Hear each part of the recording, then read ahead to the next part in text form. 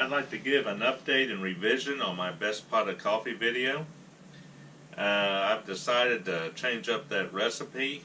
I realized that if you're going to drink that coffee within about 3 or 4 days, 2 or 3 days maybe, that ground coffee beans is the way to go.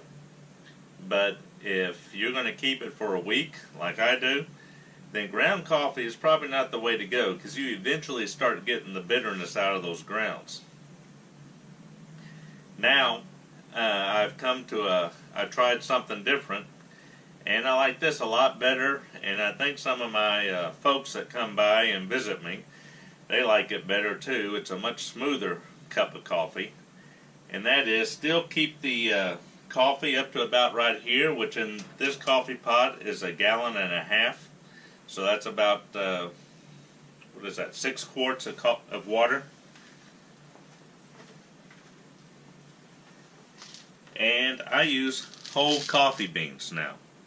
I do not grind them up.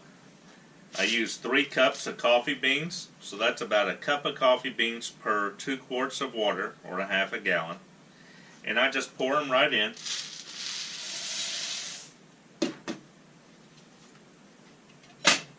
And making of the pot, cooking of the beans, of the water, is the same.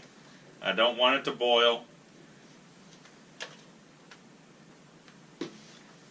So as long as I don't let it boil and just let the beans stay in their hole, it comes out with a much smoother cup of coffee, not as much bitterness.